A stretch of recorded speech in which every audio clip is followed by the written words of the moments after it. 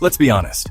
For years, ESG, environmental, social, and governance, was sold as the magic formula: make money, save the world, feel good. Investors poured Rs 500 lakh crore, 30 trillion US dollars, into this dream. It was supposed to be the future of capitalism. But now, in 2025, the shine is gone. Major funds are quietly dropping ESG, states are banning it, and the debate is a mess.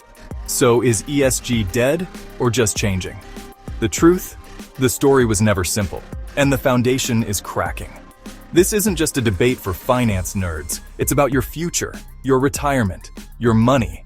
Millions were told they could profit by saving the world. But what if the cake was a lie? What if you've just been paying more for less? Let's break down what's really happening and what it means for you. To understand the mess, let's rewind. ESG evolved from old-school socially responsible investing. Think don't buy from companies using child labor. In the late 2010s, ESG exploded. Every big bank had an ESG department, selling the idea that good companies would outperform. For a while, it worked. ESG funds, heavy on tech, beat the market. Money flooded in. But then, three things hit: politics, performance, and greenwashing. First, US politicians attacked ESG as woke capitalism, pulling billions from funds and turning ESG into a culture war. Second, when tech stocks crashed and rates rose, ESG funds underperformed. Virtue felt less appealing when portfolios shrank. Third, greenwashing scandals erupted. ESG labels were slapped on funds holding oil giants and polluters. The result? Trust collapsed. The virtuous cycle broke. ESG became a battleground, not a safe bet. So, what's left standing? The first pillar was government support. For years, more rules and disclosures made ESG look inevitable. But now, especially in the US, the tide has turned. Over a dozen states have banned or restricted ESG in state pension funds.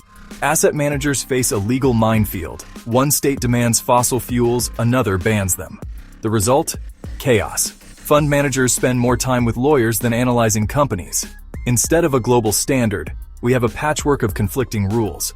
The regulatory safety net is gone. For investors, this means hidden political and legal risks in your safe ESG fund. The referees are now players, and nobody knows the rules. The promise of government-backed ESG is dead. The second pillar was shareholder power. Big investors forcing companies to change from within. For a while, ESG proposals soared. But in 2023 and 2024, support for these proposals collapsed. Major asset managers like BlackRock and Vanguard, under political pressure, reversed course and stopped backing ESG resolutions. Average support for environmental and social proposals dropped sharply.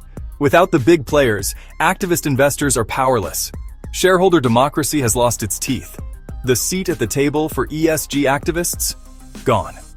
One of the main tools for holding companies accountable has been neutered. The era of muscular shareholder engagement is over. The movement is losing its voice. The third pillar was the bundled ESG score, a single grade for everything from carbon footprint to board diversity. But the E, S, and G often conflict. An electric car company might be great for the environment, but terrible for labor rights. The single score hid impossible trade-offs and contradictions. Now the market is unbundling ESG. Specialized funds focus on just one issue: climate, labor, or governance. Investors must choose what matters most to them. The era of lazy, feel-good investing is over. You can't have it all. You have to pick your values. This brings honesty, but also complexity. The simple ESG promise is gone. Welcome to the age of intentional investing. The final pillar was performance. ESG was supposed to deliver better returns. For a while it did, thanks to tech stocks. But the data is clear. On average, ESG funds don't beat the market. When energy stocks surge, ESG funds lag. The outperformance was mostly luck. Worse, ESG funds charge higher fees, 20% to 50% more than basic index funds. Over time, those fees eat into your savings.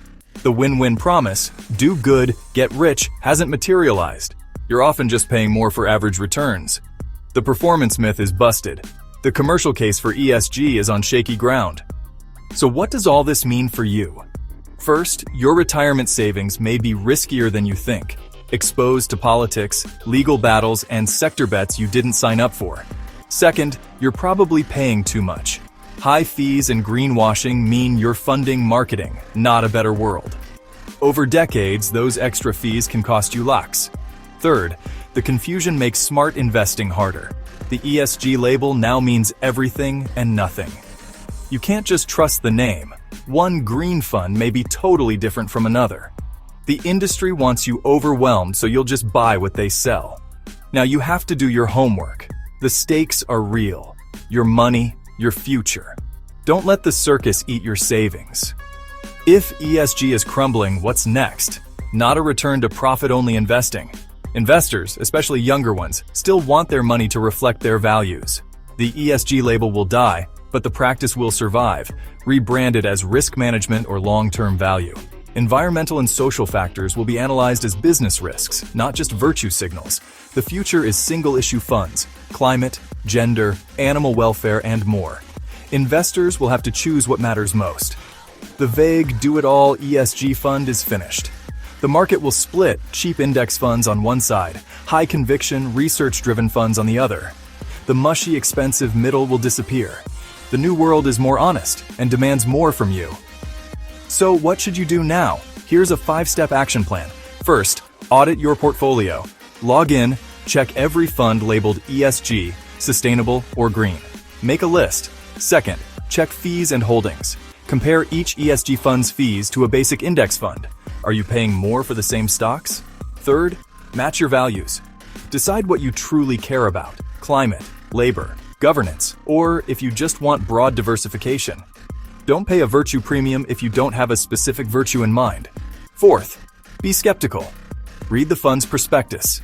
Use tools like Morningstar to see what's really inside. The age of blind trust is over. The ESG revolution is canceled. In its place, a more honest, fragmented world. Your job is to build a low-cost, robust portfolio that matches your real goals and, if you want, your values. Don't try to save the world with a single fund. Protect your money first. Be intentional. Be informed. That's how you win.